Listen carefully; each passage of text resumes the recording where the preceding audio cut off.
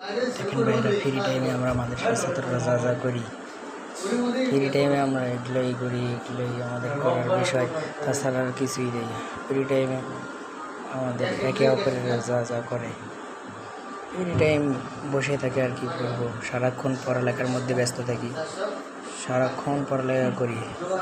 আমরা আমাদের ছাত্ররা ফ্রি টাইমে একটু বিশ্রাম নেই, মজা করি, যে যেটা পারে সেটা করে।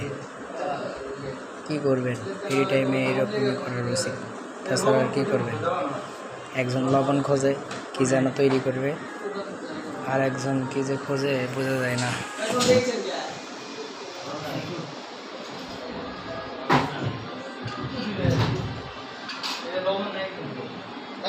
লবণ নেই একজন বলতেছে,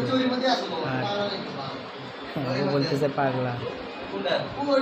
কি এক কাহিনী, এত জ্বালা সহ্য হয়। একজন সাদা সাদা কয়, সাদা সাদা সাদা সাদা কি যেন তৈরি করা হচ্ছে এখন, জানি না কি যে তৈরি হবে, তবে কিছু একটা তৈরি হবে।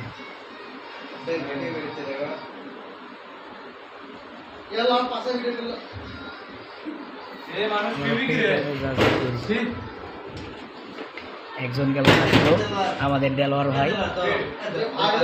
দেলোয়ার তোর বড় ভাইরে জিগা, দেলোয়ার কেডা? দেলোয়ার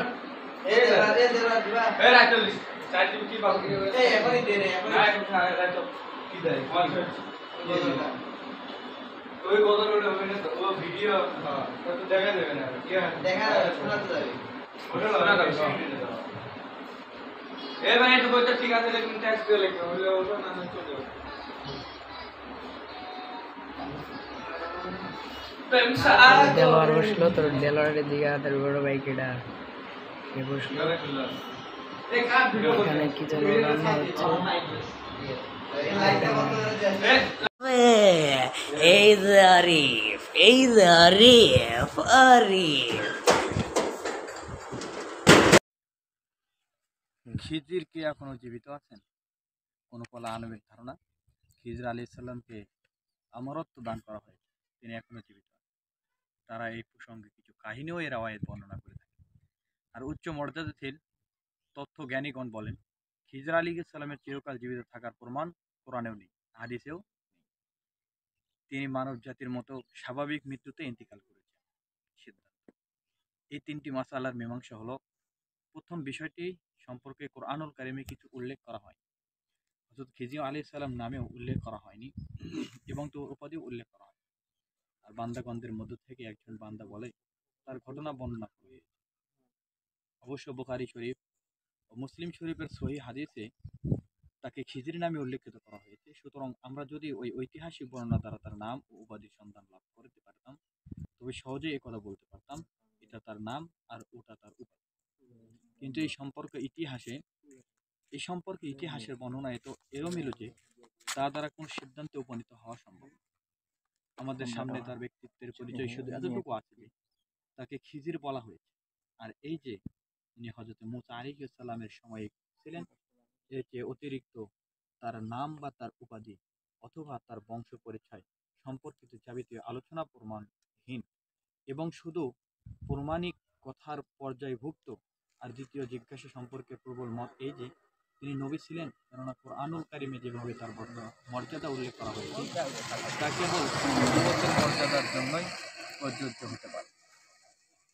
ওলিদের মর্যাদা এই তো সাকিব ওকে গেলাম, Sakib viral, viral Sakib, Sakib viral, Arif viral, আমাদের আরিফ ভাইরাল, সাকিব সবাই এখন ভাইরাল হয়ে যাবে। বেশ খারাপ জিনিস দেখে না, এত খারাপ হইলে এলা দিলে আমার চ্যানেল তো ড্রোন মারবে। দিব না, ছাড়বো না, সরো, আরে সরো বন্ধ করো।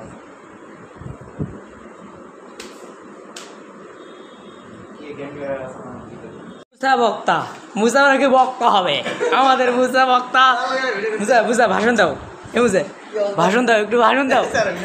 মুসা বক্তা আমাদের, এই যে সাকিব বক্তা আমাদের, মুসা বক্তা। বক্তাও লেখছি ইয়া মুসা। হ্যাঁ মুসা বক্তা, এই সেট মুসা দেখো মুসা একটু বয়ান টয়ান দাও, সুন্দর করে একটা বয়ান দাও, দেও না এ আল্লাহর ওলি। এই যে আরিফ, এই যে আরিফ, আরিফ